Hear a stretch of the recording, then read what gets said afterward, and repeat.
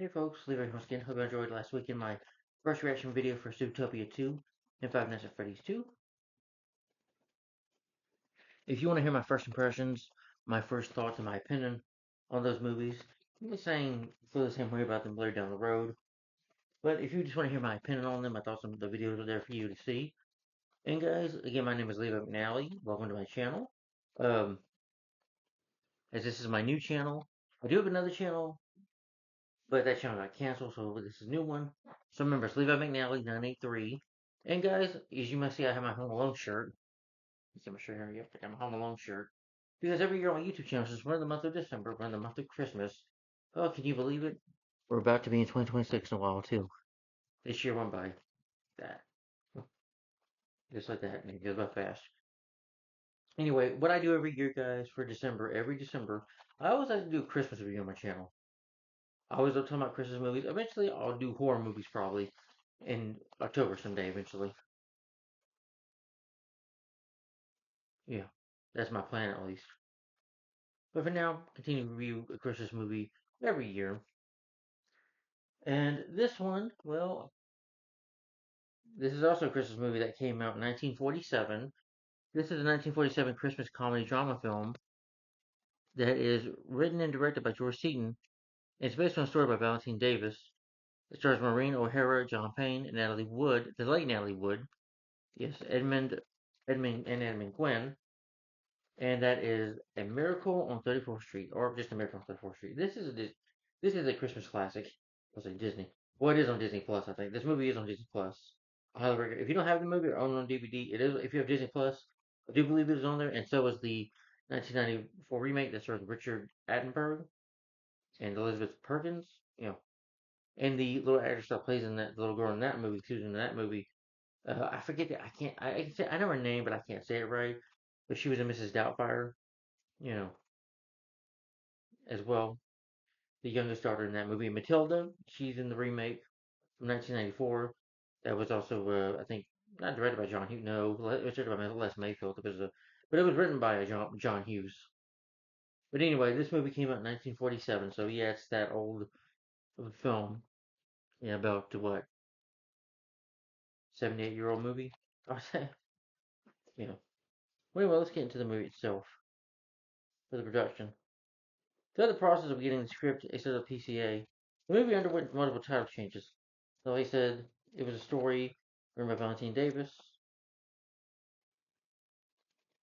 He was an American film television writer producer, and his film credited this. Sorry. The movie underwent title changes starting as My Heart Tells Me and then progressing into The Big Heart. Now, the movie in the UK, in the United Kingdom, London, England, the movie is known as The Big Heart. That's the title for in that country. And Mimi, Dawn, It's Only Human, finally ending with the name Miracle on 34th Street. These title changes all happened with a 4-month period. These title changes occurred while the filmmakers were fixing any dispensaries with that the PCA required from fix before the production of the film could begin. Also, forgot to mention this is a 37th anniversary edition of the film. You do have some special features here, like audio commentary by Maureen O'Hara, Hollywood Backstories, Miracle on the Street, Fox Movie Stone, News Footage Hollywood Spotlight. Yeah.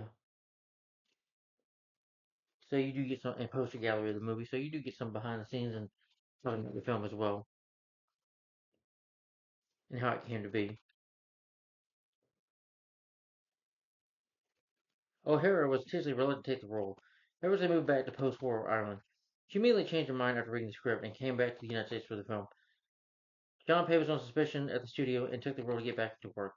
However, it was his last film for Fox. Cecilia Calloway turned down the role of Kris Kringle, which eventually went to his cousin Edmund Gwenn. Miracle on 34th Street was shot on location in New York City for the Macy's Thanksgiving Day Parade. Filming filmed live while the 1946 parade was happening.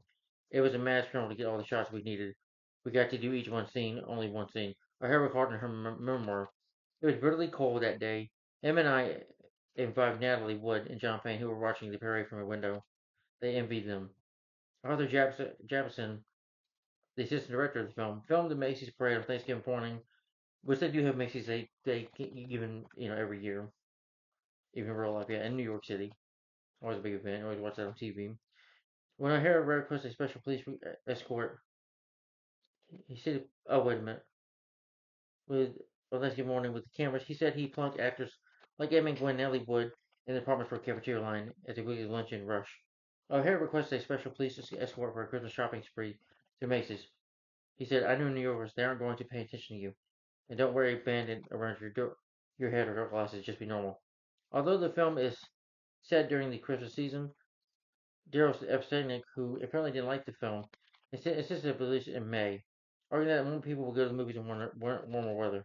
The studio rushed to promote it while keeping its Christmas setting a secret. Fox promotional trailer, the fictional producer ruining the studio backlog encountered such stars as Rex Harrison, Ed Baxter, Peggy Ann Gardner, and Dick Haymes in the features of the film. The movie poster currently featured O'Hara and Payne, with Gwen's character in the background. The film opened in New York City, bought home video packaging at Gwen and Wood. A Medstory and DVD release having Kringle in the Santa Claus costume. But I do like that poster though, yeah. This is a real nice poster for the movie. And yeah, they do keep him in the background. But this movie was actually recently released in June, so I would say it is about a 78-year-old movie. Yeah. But releasing it in, I disagree, releasing it in summertime. No. I get it warm weather, but who cares? If it's Christmas time, it's a big Christmas movie, people are going to go see it in December. That's like in October. You want to release a horror movie, you want to release it in October.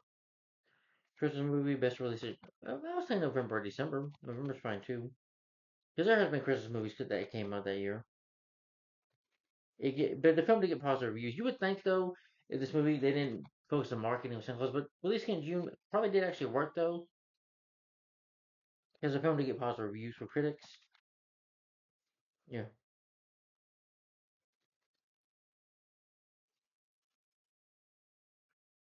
the film did get the film, did on its budget did become successful in rentals and stuff, and it was received for some Academy Awards as well, like being nominated for Best Picture, but losing to Gentleman's Agreement.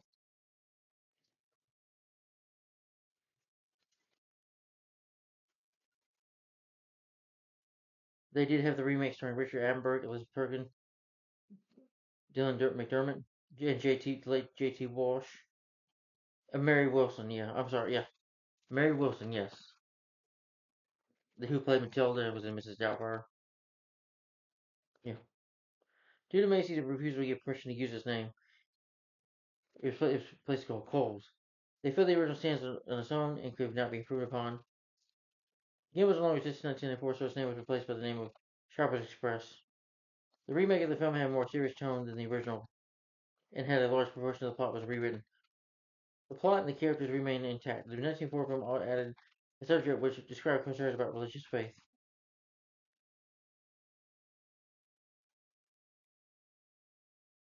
There's a Broadway musical version of the movie. There's a 1 hour television adaptation of the movie. Yeah. There's been like other versions of the film. But I do believe this film did become a cult Christmas classic. It's definitely a movie I recommend watching. Uh, it was first released on VHS Laserdisc in 1987. There is a colored version of the movie, but I prefer the movie in black and white, but that's just me. I guess they do have a colored version of it as well.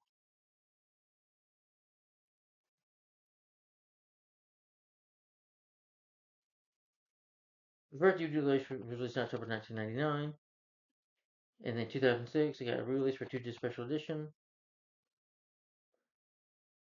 Then they got a Blu-ray release.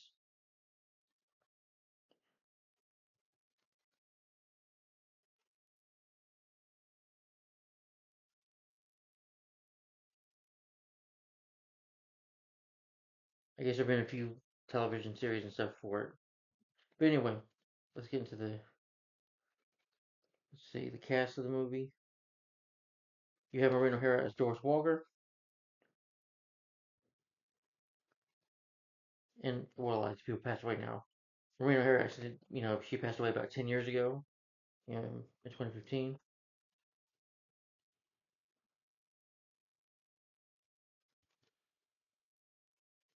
So yeah, she did a lot of movies in her career.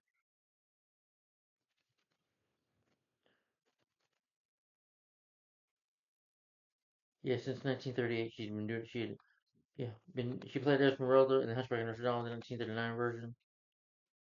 Trying to look, but she's done quite a bit of movies.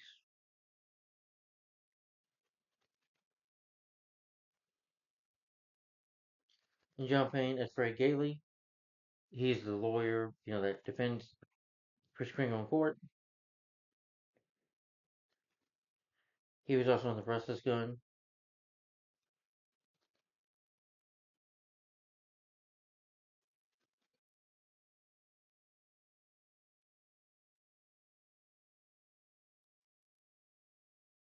Yeah.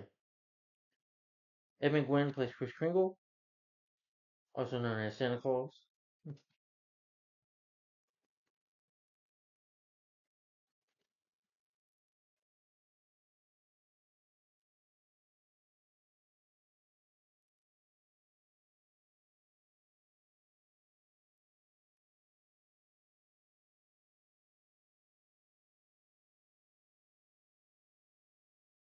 Jean Jean Lockhart as Henry X. Hopper, who's like the judge.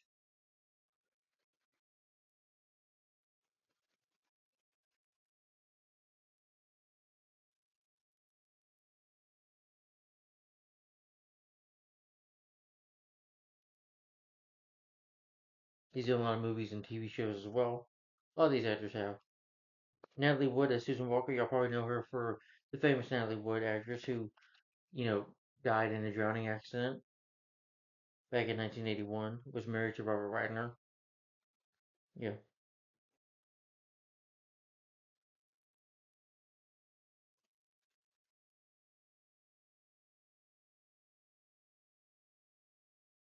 Her sister Lana Wood was in the James Bond movie, uh, playing Plenty O'Toole in Diamonds Are Forever.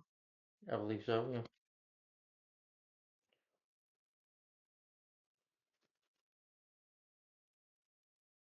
Yeah, but I guess this for her was like her first big movie. She probably did, or one of her few movies. She did start off as a child actress though, like in The Moon Is Dawn, Happy Land. Her best known film was this though, in this movie.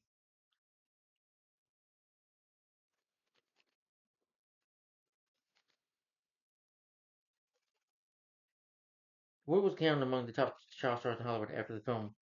It was so popular that Macy's invited her to appear in the store's annual Thanksgiving Day parade. I would say this movie, she in the 40s she did start out, being, as a child actress. I think this movie probably made her. I would say probably just made her a star. That's why she done so many movies in her career. Yeah, but sadly, passed, died in that drowning accident. Yeah, Border Hall as Grenville Sawyer,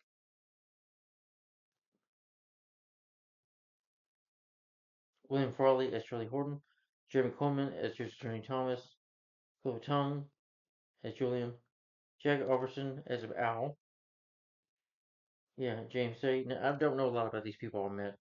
I'm just reading names here, but that's it for the cast. I've never seen none of these people in other movies. I mean, these folks have been doing movies way before I was born. So this is like the 30s and 1960s, not 1960s, but 19. With the actor Edmund Gwenn, who plays in this movie as Chris Kringle, his first movie was the year 1916. So yeah, a lot of the actors in this movie are gone now, and they've done movies, you know, way before I was born. So that's what I'm going through. But the film, for the people who worked on it, though, George C. Like I said, written and directed the movie,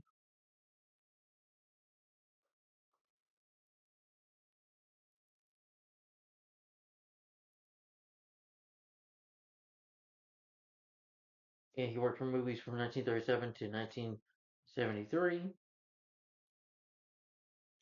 And the stories about Valentine Davis. Worked on films like It Happens Every Spring, Chicken Every Sunday. Yeah. Produced by William Bilberg. Can't say the name right. It's All Yours, the song of Bernadette. Cinematography by Charles Clark.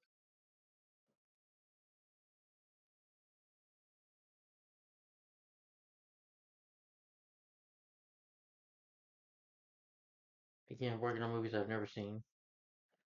Lord Ham. Edited by Robert Simpson.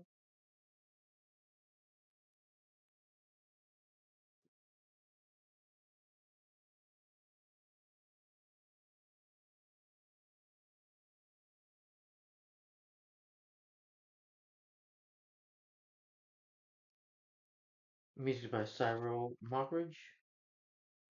He's done music for like Cheaper by the Dozen. Oh, the original.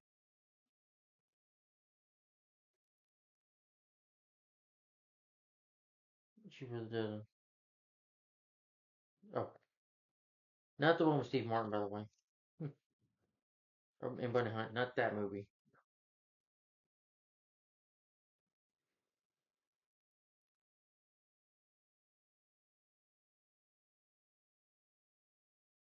Sure, 20th Century Fox. It was released June 11, 1947. The film is 96 minutes long, about 1 hour 47. I mean, 1 hour 41 minutes, sorry, over running time. And the movie budget was $248,000 to make this film. Box office made $2.7 million US in US rentals. So I'll say the film, I mean, it was a different time. It was the 40s. Yeah. I don't know if movies stayed theaters that long at that time, but the film was a hit. Yeah.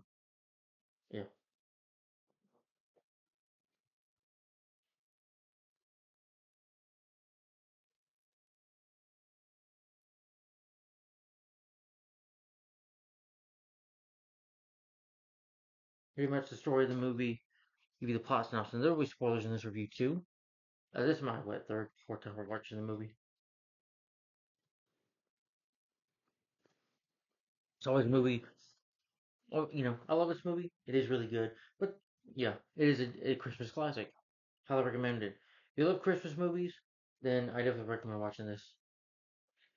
Every year around December or November, even too. You watch Christmas movies in November, yeah.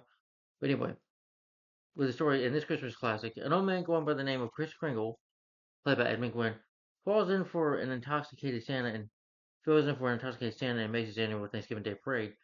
Kringle proves to be such a hit that he is soon appearing regularly at the chain's main store in Midtown Manhattan, which is Macy's, the Macy's store. When Kringle surprises customers and employees alike by claiming that he really is Santa Claus, it leads to a court case to determine his mental health and more. Is he really Santa Claus or he's just crazy in the head? Yeah. He has to go to court and everything, along with meeting Doris Walker, who, played by Maureen O'Hara, who does not believe in Santa, doesn't want her daughter to believe in fairy tales, as she says it to be. That her daughter's played by, Natalie Wood, and John Play plays the lawyer. Yeah, yeah. And at the end, you just gotta have that faith to believe he's Santa Claus. That's what the movie's determining. Yeah. But anyway, I'll go ahead and get to the movie itself and give you my final opinion on it. The movie opens up with the 20th Century Fox logo. Yeah. You have Kris Kringle just walking around with his cane, and he sees this guy in the store putting Santa's reindeers up like on a shelf in front of the store. He's like, "Excuse me, you're doing this wrong. Can you let me in? Can you let me in?" He's telling him he's doing it wrong. He's like, "That's right. You just do it my way." And he's like, "You do nuts." He sees this guy who's plays Santa. He just sees this guy with the whip. He's trying to teach the guy, and the Santa is intoxicated. He's drunk. And he's like, "Wait a minute. You're disappointing. You know, you got many children who want to see you, and you're here getting drunk." He's like, "You gotta keep warm in the weather." He's like, "This is unbelievable." And then you have, you know, Miss Walker, Doris Walker, who is She runs the parade, and she's trying to get situated and everything. There's a lot of stress going on. Chris tells her about it, and then she asks him to fill in. He's like, "Well, I don't really do that, but he does do it, and he does great." Yeah,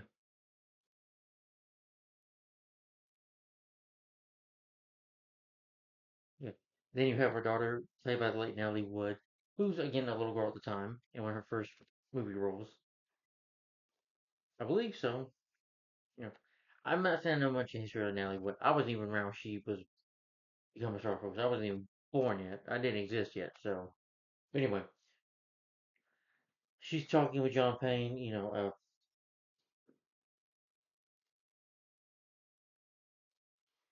With attorney Fred Gailey, who says, "Well, what about fantasy? You ever heard Jack?" She's like, "Jack who?" Like Jack and the Beanstalk. Like my mother says, "Don't believe in fairy tales, because they're not real." And she's like, "A big man." Well, she's like, "I don't believe in giants. You believe in giants. It's alright to believe in something. I believe in something like Santa Claus." She's like, "Well, I don't." And Susan later tells Fred that she believes that their children should not believe in Santa Claus.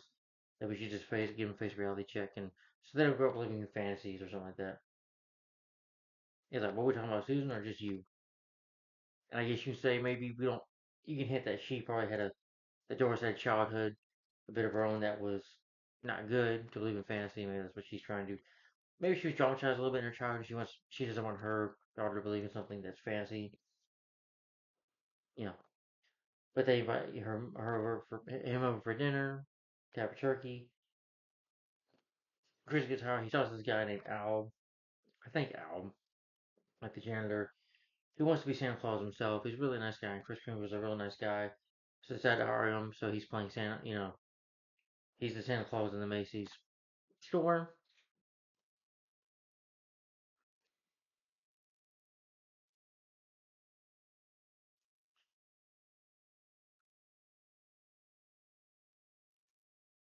So this is the guy that works with Susan, not Susan Doris. Yeah, Miss Walker tells her she sends it to the guy to the guy that works with her there.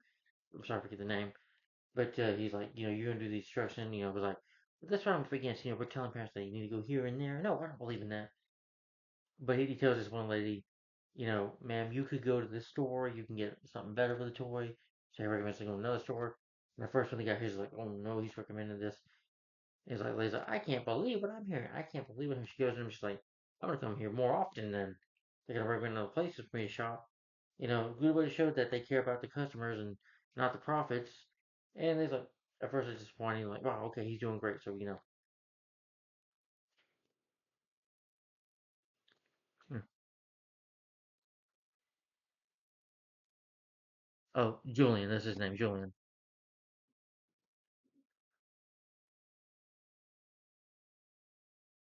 And he also informs that they have skates better for the daughter or something like that.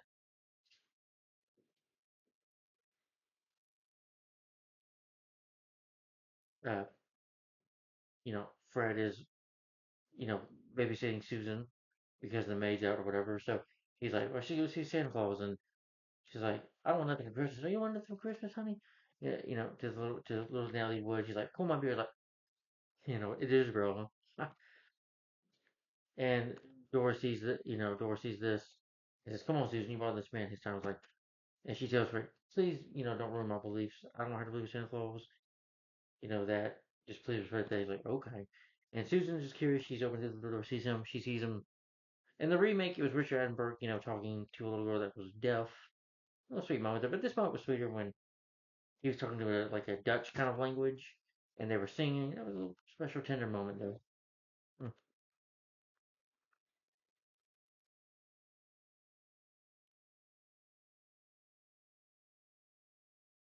It's a girl, an orphan girl from World War II, orphan girl in her native language, and she does begin to wonder if he's real.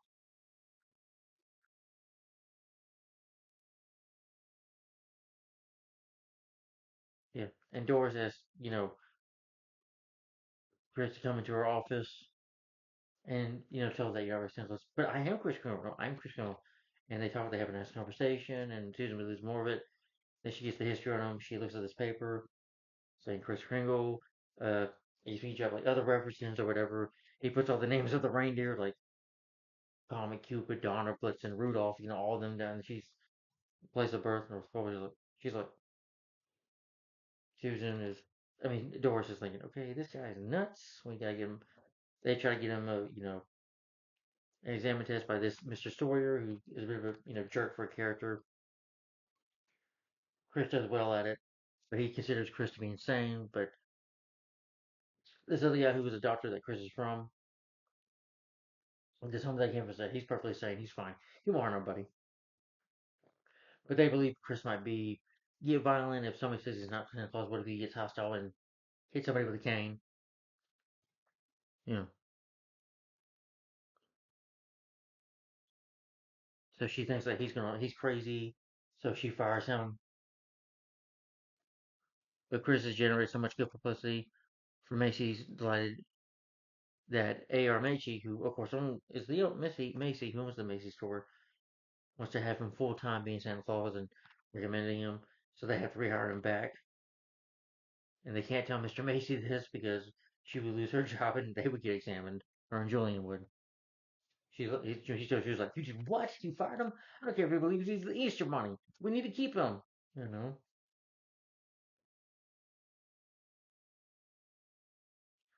know, because there'll be Christmas bonuses.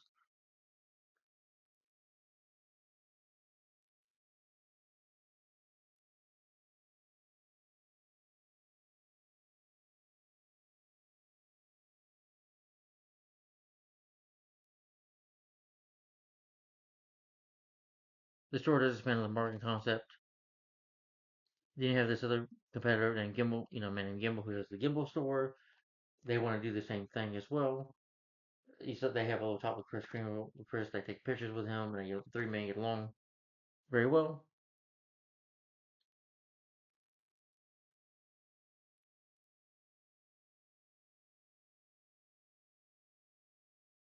Mr. Macy and Mr. Kimball come to agreement that they can do the same thing here for business. Yeah,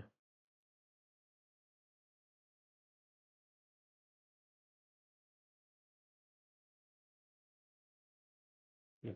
Chris is over there, to hang out with Doris. They're gonna have lunch together, and Mr. Mason, Mr. Mason, what's that? John Payne's character, Frank Gilly, he invites Chris Kringle to come live with him because they think he says to him, "Well, Susan and her daughter, Doris and her,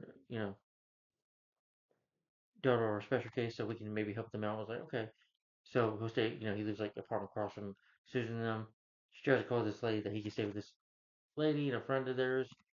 And she's like, "Yes, dear, he can stay with him." He's like, "No, that's nice of them. Thank you for them, but Mr. Gailey's are, inviting me to stay with him."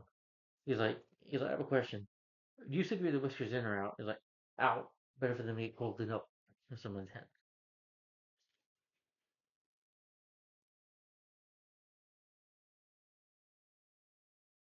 Well, she was basically failed of her bitter marriage, but I would say something maybe with her childhood, maybe at least was that too. Maybe she had that fantasy child. She would have her fantasy wedding and stuff, and a happy marriage, and I guess that just didn't happen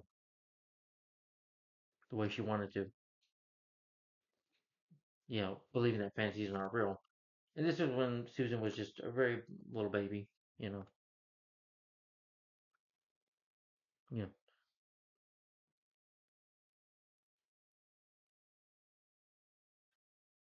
And Bruce tells this kid named Alfred, tells him that he has mental problems. He can't be Santa Claus. He's like, the only thing you're guilty of is maybe overeating, Alfred. But you're not guilty. He's like, I got some things on my mind I would like to talk about. And he confronts him about it.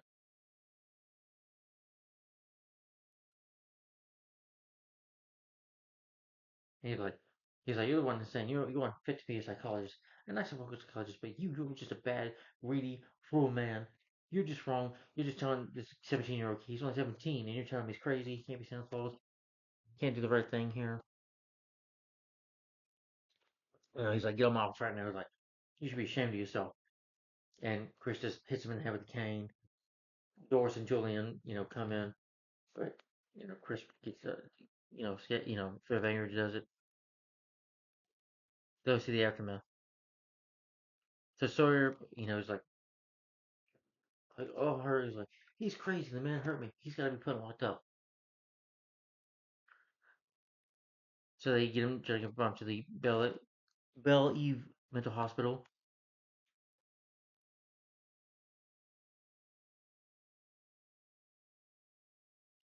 and he fails his experimental summation. They pretend like they're going to take him somewhere. Sawyer sets him up, and they take him to the mental asylum, where his doctor calls Fred Gailey, John Payne. Sheriff's like, Chris, you shouldn't give all this. Like, give up. He was right. He's like, I did for that experimental test because I just wanted to see how things would go, and found they didn't go well.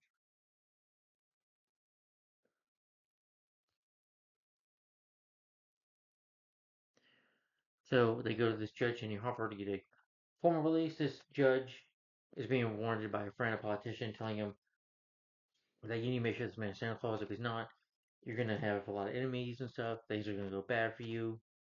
Yeah, even his grandkids won't hug him because like you're putting Santa Claus on trial. You're trying to put Santa Claus in jail. Yeah,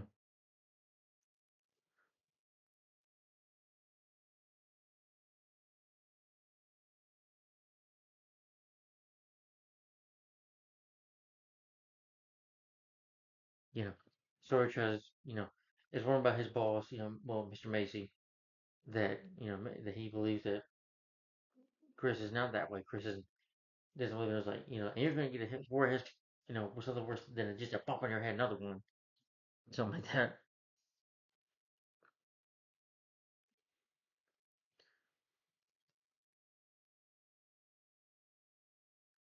Yeah, and he found out that Fred quits his job in New York law firm defending Chris and his falling out with Doris. Doris is like, can't believe you done that. You're living a little fantasy. That he's asking for this man is crazy. He needs help. Like, well, I believe in this, and I'm going to help him out, the best way I can. He's like, you just don't have faith. Sometimes you just gotta have faith to seek some common sense or something like that. All it takes is faith, you know.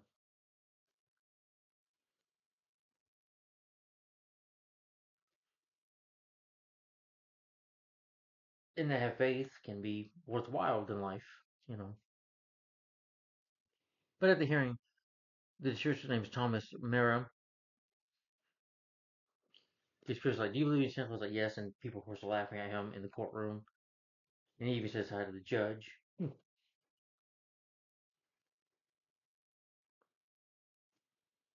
There's also a scene though, like when him and Natalie Wood.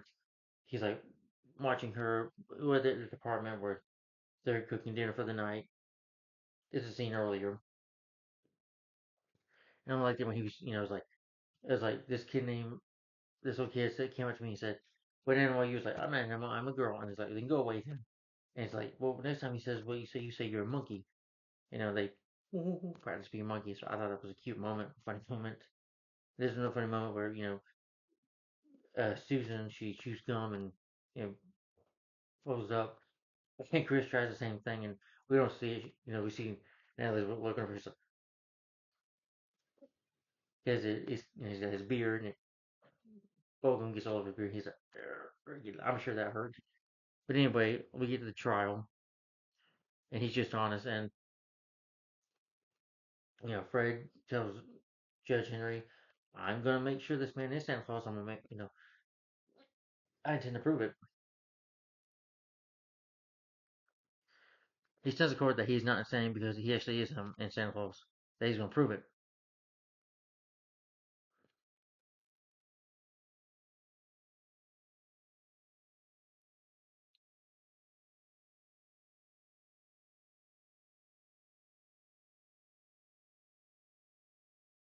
Yeah, he is warned by though that politician I mentioned though. It'll be for re-election. It'll go bad for him if he doesn't declare this man Santa Claus. So very close, Mr. Macy as a witness, and Mr. Macy doesn't lie. He says, "Yes, I believe Chris. Is Santa Claus. That makes Chris happy. Chris smiles, and everybody, even the courtrooms laughs, of course."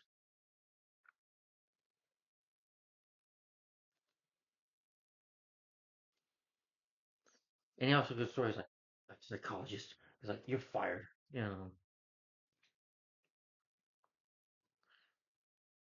Then he calls his own son. He's like, "Hey, Daddy." You know, yes, the kid does say that. He's like, "My daddy told me Santa Claus is real. You believe in Santa Claus like this?" Then he's like, "Okay, all right, Thomas, you may go now." And then he goes, Chris like, "Remember a bike?" He's like, "Oh, sure. I mean, a football helmet. Thanks."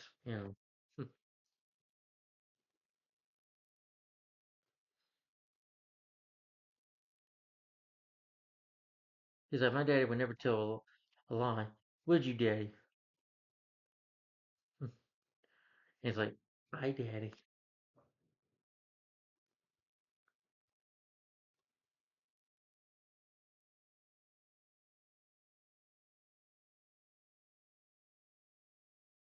Without the movie, Susan, she does begin to believe that he really is Santa Claus, and she starts to gain that faith, listening to Fred's words. It starts to open her heart more, and she does believe in it more.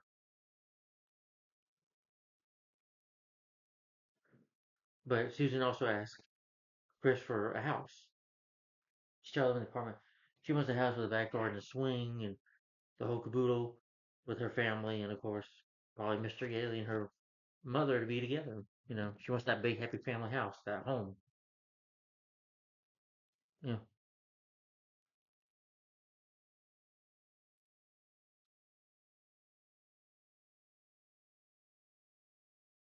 Doris says Susan that the movie with he's nice and kind, does believe. She starts to write him a letter to cheer him up. And Doris is like, "I believe in you too." Doris. Then this mail sorter, they see it, they address to the courthouse. They deliver it to him in the courtroom. Chris gets uplifted by Susan's letter. And they talk to the judge. And they said, there's plenty more of that came for a judge. And the court was like, "Put it on my desk." But your honor, put it on my desk. He's like, "On my desk?" And he's like, "Okay." And it's about 50,000 letters put on the judge's desk. Yeah.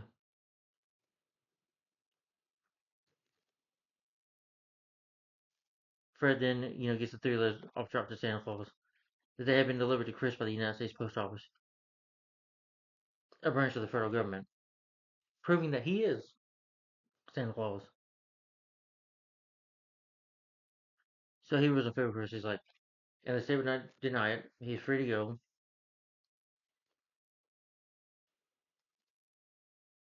And every time he talks to Doris, who has changed her, she truly now believes that he is Santa Claus. It's like, "Well, it's Christmas Eve. I can't spend the night with dinner. I'll see you later." It's like, okay. Susan is delusional because Chris was able to get her what she wanted, but her mother told her, "Well, son, you can't get what, but that means you can't, can't have faith, honey. You gotta have faith in your heart. You gotta have that faith." She's like, "What, mommy? You didn't tell me that." But she's like, "You shouldn't listen to me. I was wrong, Susan. I'm sorry." And to help change her mind. So he gives Fred and Doris a route home to avoid traffic. But it's actually Susan who sees the house, and he's given the location, like the little map to the house. She subjects to the house of her dreams, the matching of her drawing, along for sale sign in the front yard. Fred learns that Doris has encouraged her to have faith. It's just they get married in first house and they share a kiss. He then boasts that he's going to be a great lawyer because he did the impossible, proving that he was senseless. He notices a cane leaning against the fireplace that looks exactly like one Chris used. And then he says, maybe I didn't do such a wonderful thing after all. Yeah. But now the scene that his cane was there, probably as a token of gift, appreciation, what he did for him, leaving him a cane or something like that, or proving that he is really Santa Claus. But then the movie ends there. They, you know, Doris and Fred, they share a kiss. They're gonna get married. They're gonna, they're gonna get to live in this nice big dream home, get married, be with, have Susan. He's gonna be her new daddy, and they're gonna live happily ever after. And everybody at the end believes that he is truly Santa Claus. Well, some people do at the end, but it's a good movie with a good heart. And that's Miracle on 34th Street for you. Anyway, let me end it here by saying, yeah, this was a really good movie. I highly recommend it. Let's see. There's probably gonna be some quotes from the movie.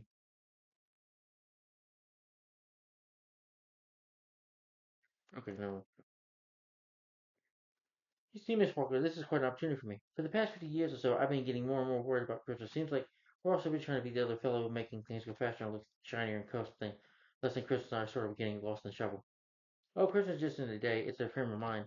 That's what's been changing. That's why I'm glad I'm here. Maybe I can do something about it. Do you realize that there are thousands of children lining the streets, children who have waited weeks just to see you? You're the tradition of Christmas. Susan, I speak French, but that doesn't make me Joan of Arc. I laughed at that one. Fred, faith is believing in something when common sense tells you not to. Don't you see? It's not just Chris that's on trial. It's everything he stands for. His kindness, his joy and love. All that entangles. Look, Doris, someday you're going to find that your way of facing this realistic world just doesn't work.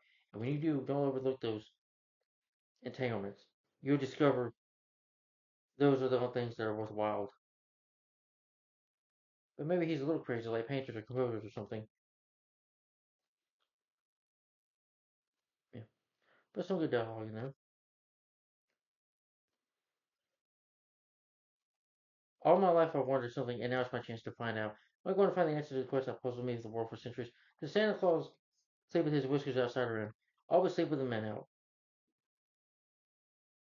Cold air makes them grow.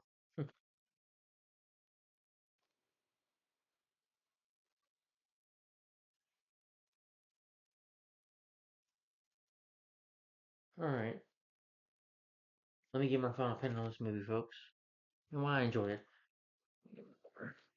Well, like I said, every year I love doing Christmas review.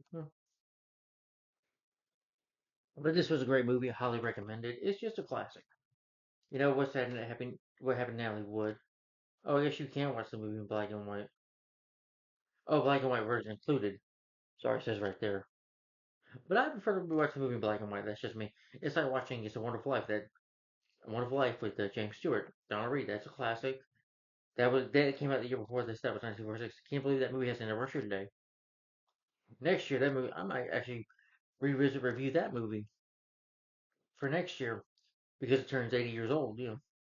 But anyway, we'll worry about that next December. But anyway, Miracle on 34th Street though, what I love about it, I love the story. I think the story's really good about having faith. Sometimes you can have faith to believe in something, even common sense tells you not to. You know, there's nothing wrong with believing in fantasy. Sometimes it's better to believe in fantasies. You know, you don't have to be living in the real world all the time. Sometimes you can just have the heart of a child. You know, just to believe in something. There's nothing wrong with believing in Santa Claus. You know, I think that's the movie point is you can believe what you want to believe. You know, even without common sense. That's what the point of the gist I think of the movie is to me. But anyway, I do think the story is really good. I think the direction and writing was good. Cast: Maureen O'Hara, John Payne, Edmund Gwenn, Natalie Wood, especially Natalie Wood. You know, as starting her career at the time she was just a little girl. This is when she was a little girl. She would become one of the popular actresses, really famous actress, until her death. You know, drowning in 1981, which was really sad. I could have seen her being, you know, like in movies in the '90s, or maybe lived a little more. I think her sister might. I don't know. Let's see. Like I said, her sister was in a James Bond movie.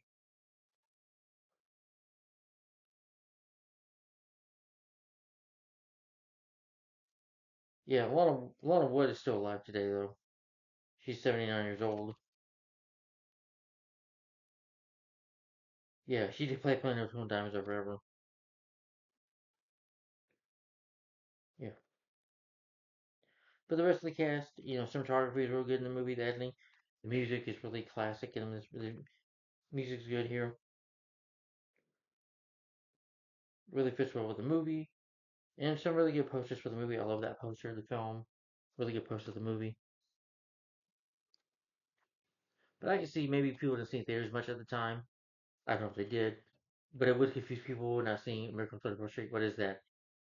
Yeah, but I do disagree though with that. I said that. I can't believe I said that. No, maybe at the time people would still see the movie regardless. You know, but it is a good movie, great film, Great cast, really good story, really well directed too. A really well made movie, in my opinion. If you have not seen Miracle on 34th Street, I highly recommend it. The remake is meh. The remake's alright. I didn't really grow up watching the remake that much. I mean, I was born in the 90s, of course, 93, but I didn't really grow up watching the movie. I think my grandparents, they had the movie VHS, but I don't remember ever watching it, really. Never really did. Don't know why, but I'm glad I watched this first over that. I think I saw the remake first, a little later on. Yeah. And Richard Attenborough, you should know him for John Hammond in Jurassic Park, and Jurassic Park, The Lost World as well, but you should know him from as John Hammond. But this movie is definitely a lot better than the remake. Rainy definitely came up, but this is definitely the best Miracle on 34th Street movie, in my opinion. Definitely a Christmas classic. I highly recommend it. If you want to watch it, I highly recommend it. Watch it every year for Christmas. If it's one of your go-to Christmas movies every year, then I highly recommend it. Or if you want to do like a Christmas movie marathon in December, then this is a film I highly recommend you watch. It's only 96 minutes long. Believe me, it's not that long of a movie. It's really good. A really well-made movie. Can't think of any problems I have with it. Except I don't like the Sawyer character. He's just a jerk. But even every Christmas movie, you'll have your jerk, or the pain in the ass character, or main characters that you don't like. Every movie has that eventually. But anyway, including Christmas movies. But this is definitely a Christmas movie I highly recommend.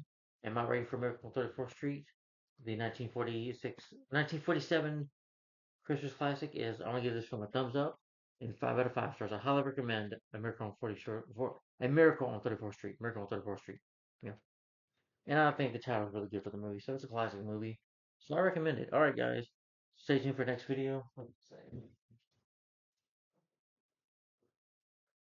as you know, I've been doing my superhero marathon. I'll try and hit it. Okay, let's see. I will start over with this season. That is, I've been talking about Arrow on my show recently. On my channel, I've been talking about the TV show Arrow. I'm gonna start over with season 4. Maybe I'll start watching it probably tonight or tomorrow. Probably tomorrow. Start watching it. I might talk about it after Christmas. So definitely stay tuned after Christmas. I'll be getting back to Arrow. That's my plan. So yeah, Arrow starting with Arrow season 4. Remember, no crossovers. Just talk about Arrow, the show itself. So Arrow season 4. That'll be the next video you'll see. And yeah, but Arrow season 4. That'll be coming up next. So this is Superhero Marathon. Arrow season 4 will be the next video. So stay tuned for that, guys. Let me know in the comments down below. Have you seen American on 34th Street, the original? What do you think of this film in your opinion? Have you seen the 1994 remake? What do you think of that movie in your opinion? Which movie do you prefer? And what are some of your favorite Christmas movies out there? You know, would this be one of them? You know, and thanks for watching, guys. Let me know what you think of this movie down in the comments down below. Do you like it? Do you hate it? Sorry for the glare. Thanks for watching. Like, comment, subscribe, and I'll see you later. Well, we're going out of air here. Sorry.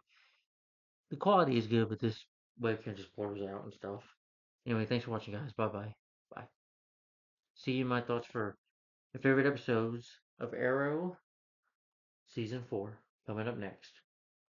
Thanks for watching. Bye. Bye-bye.